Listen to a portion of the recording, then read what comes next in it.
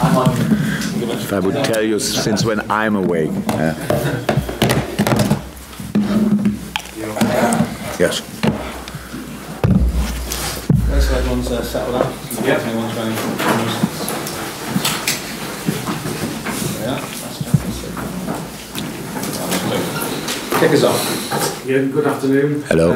One of those rare weeks for you with no midweek game, no international break, where you've had your squad together for the whole week. Have you done anything differently? Have you worked harder on defensive issues? We worked more, of course, because we had the time for it, and we will. So we have still today one more session, and yes, of course, you have to react on things, the things which happen in the last game or in the last games or whatever. And so, of course, we did it, but it's not. I cannot make the last game bigger than all the other games, but of course it was the freshest impression, if you want, and didn't feel good after the game. We said everything about it. It was not enough. We have to show more in pretty much each department, and so that's a fact. And so yes, we worked on it, of course. After being substituted last week, how's Daniel Lovren's confidence? Has he been affected by it? I mean, he did appear to change his profile even on social media this week as well. Did he? How? Apparently he deleted the word Liverpool from his bio and removed his profile picture and disabled a number of comments. What is disabled? Sorry? Got rid of. Oh, yeah. Look, I don't wish one of you that your mistakes are discussed in public. You cannot even imagine, you have not even an idea how it feels. The boys are, in the first case, still human beings, but you look like you rather more this kind of watching an accident, and you are kind of people standing around with smartphones instead of helping. So I'm not this kind of person. So we had a normal week, and of course it was not the nicest week in Dejan's life, but it's at the end it's only football, and we have to know about this, and people don't become better person or worse person after making a mistake in a football game. So that's how it is. And if I think about Dejan, I have as much or much more positive things what I can think about than negative things still. And that's easy if you want to do it. So he's a player of Liverpool, and that's how I treat him, as a member of this family. And then it's clear that I help him if I think I have to help him. But at the end, it's up to you what you make of stories like this. If you celebrate yourself and are happy about having stories like this, or if you cool down, because the world of social media is difficult enough to handle, I would say. That's why I'm not part of it. I have no idea why people are doing it, to be honest. But so it's not my problem. But yes, everything is okay. So we had Dejan had a good training week. We will see what we will do for tomorrow for the game, lineup wise. But it's not about the last game. It's about, in general, it's about the next game. So the Huddersfield game, what we think, what will be the best lineup. So that's all. Well, we know about your great relationship with David Wagner. It's first meeting as managers over here. Have you spoken to him this week? How will it be down there on the touchline tomorrow? I know we had. It was not that much than it is in other weeks, to be honest. It's not that we had after the games, after his game, after our game, we had a little chat, and then in Monday again a little bit, but then it was clear from both of us will not be more. It was like it is. I didn't ask him how will you line up. He didn't ask me. I didn't ask him will you play like against Man United or like you played against West Ham or whatever. It's exciting, 100%. You can imagine. It's I'm really happy about this that we play now against each other in the Premier League. Nobody would have expected 20 or 30 years ago. So that makes it even nicer. But that's the only difference. So I said it a few times this week because I had to speak a lot about it. But when I was young, when I was a kid, I played all the time against my best friends. And I enjoyed actually nothing more than winning against my best friends. So, and he is my best friend, and we have a really close relationship. That changed nothing for the game. Simon? Jurgen, hello again. I was going to ask you a general injury sort of update, but I'm hearing that Philippe Coutinho may well have picked up a fresh injury. So, as far as he's concerned, at least, what's the prognosis? How long may he be out for, and how does that affect your plans? Not clear in a moment. So he had last week. He had some back problems the week before the Tottenham game. Then during the week, it settled, and we could. With treatment and all that stuff, he was fit for the game. And this week, then he had a little bit of problem with adductor. It's not clear so far. If he's out for tomorrow, we will make the decision today after training. He didn't train yesterday, that's true, but that's all for the moment. No other new things. And some good news with the signing of Ben Woodburn's new contract. Absolutely. As well. So, as far as he's concerned, how satisfied are you with the progress he's making now? And is he anywhere near to knocking on the door? All the time, he's knocking like crazy. He's very close. He's fantastic boy. But the situation is like the situation is in a moment. So for the young boys. But the new contract of Ben is a wonderful sign because this boy obviously believes in this project and wants to stay here, even when he knows that it's quite difficult to step in immediately or to make the next big steps immediately. But in his age, the most important thing is to play, and he's desperate to play. He wants always to play, and he plays in each. He plays U19 in Champions League and doesn't think a second why I'm not involved in the other squad. He plays U23 and doesn't think a second about it, so that's his best skill, apart from all the other football skills. But it's not the only good news this weekend. So we have with Ryan Brewster the next one, and it was just nice to be part of these two things, and so all good on this. Juliet? I'm talking with Ryan Brewster, a huge weekend coming up now. How excited are you, not just for him for tomorrow, but also for his future here? Look, I don't like to make things like this too big, but it's obvious if you score twice a hat trick, then it's quite difficult to keep it as a secret. So we don't want to do that. But we had Ryan around already last season, and then he had a bad injury. And the funny thing is, I didn't see him for 3 months during the injury, and when he came back, he looked completely different. So he was already kind of a man. I think I saw a little bit of a beard or something like this. So that will happen a lot. That will happen a lot in the next few months and years. So, but it's really fantastic to have him around. He's very similar, not as a player, but as a person, but as a player. No, not as a player, as a person to Ben Woodburn. He's he never thinks about which team he's playing. He could still play U18, and now he's playing for the U23s when he's here. That's a really good thing. He scored already important goals there. He is ready to make these very difficult steps in this age group. Different ways to do the education. He could score 25, 30, 35 goals in the U18 or in the U23 a little bit less, but he gets already used to play against adults, and so he's on a fantastic way, and we are all looking forward again to be part of his future here. So that's really nice with these two guys, with Ben and Ryan, with Harry, only the offensive players, then with Tom Solanke and all that stuff. So we have so many really good, more than good boys for the future. But it's the future, and we have to obviously to sort the presence and to build circumstances where these boys then come through. Okay, Michael. Jurgen, in the aftermath of the Tottenham game, I know you said you've done things normally, but have you had to issue sort of like a rallying cry to the players to maybe reset things? Because the performances prior to Tottenham, you deserved to win most games. You've drawn quite a few, but has it been telling the players come out and let's make the most of things, get back to what you can do and start winning matches again? Yeah, it's a mixture of this. Of course, that's what I meant. What I meant when I said I cannot make it much bigger than all the other games, but it's the first impression. We cannot ignore it. So it was not enough at Tottenham. That's 100%. truth. And so we have to do different things differently.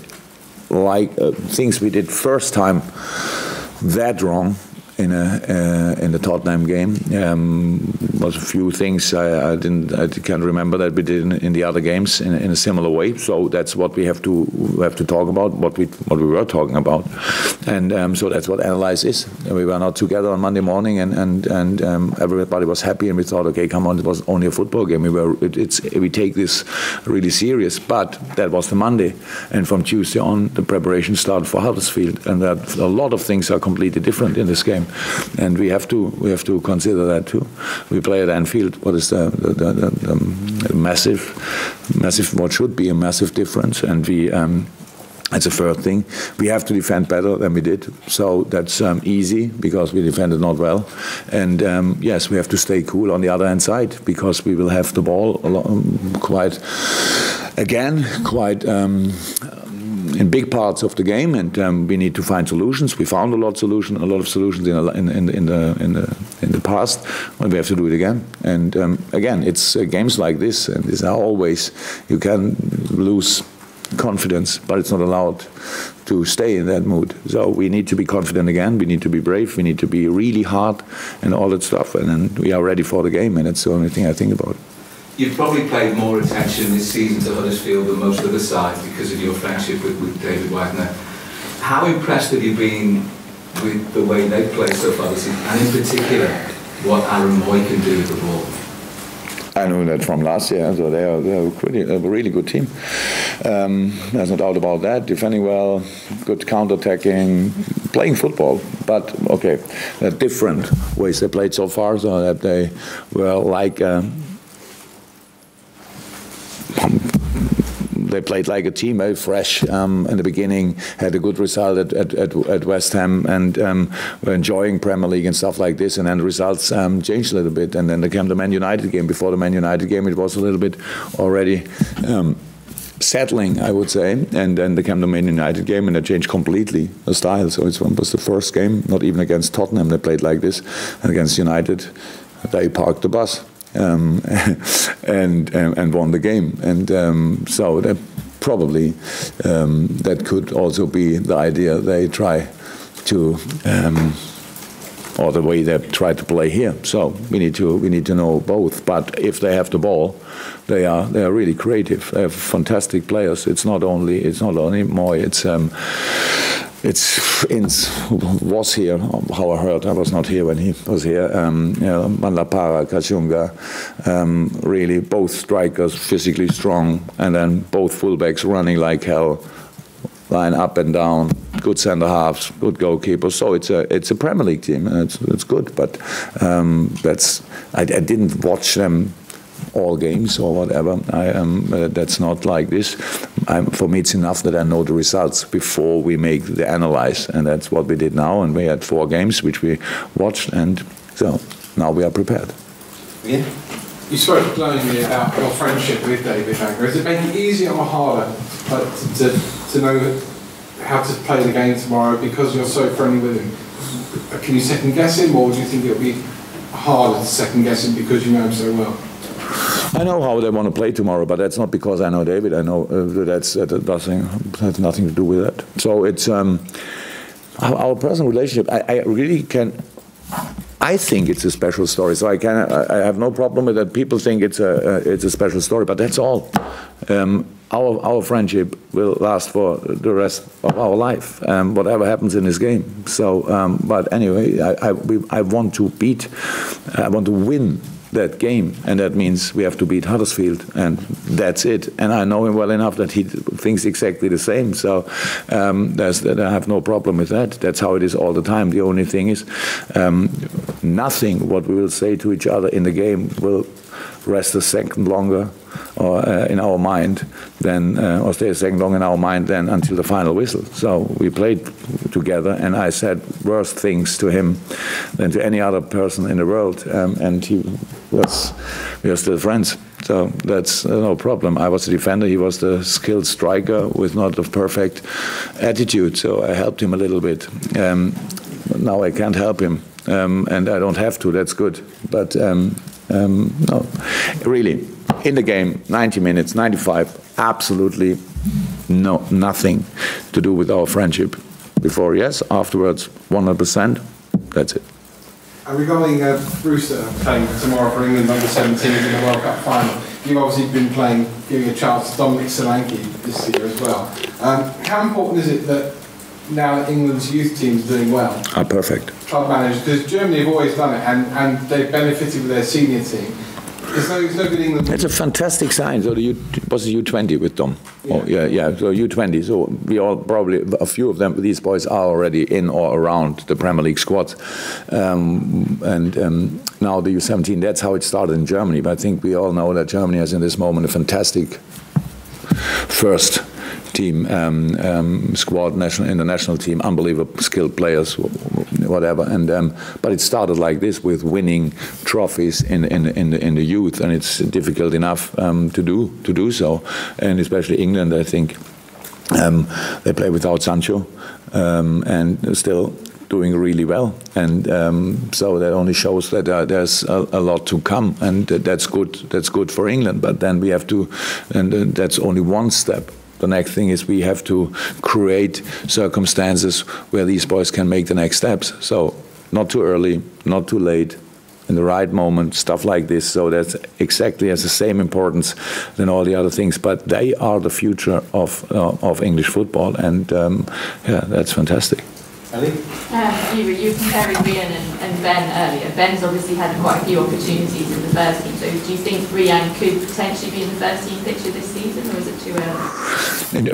In training, 100%, he was already, so he showed up already in training, but that's what I mean. It's not about talking, it's really not the moment talking about this. He doesn't expect things like this. We had a little chat after last game. It was funny, and I told him, save the number.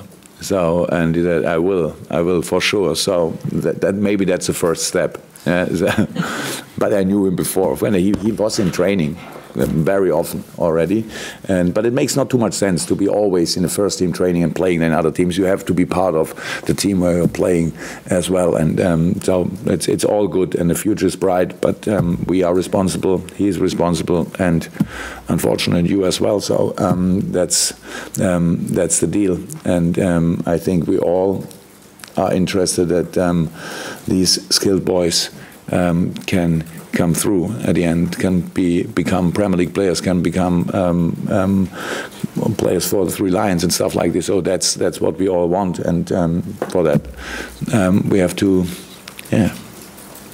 create the situation. Okay. Glenn, anything from you? How are the players with long-term injuries getting on? Very good.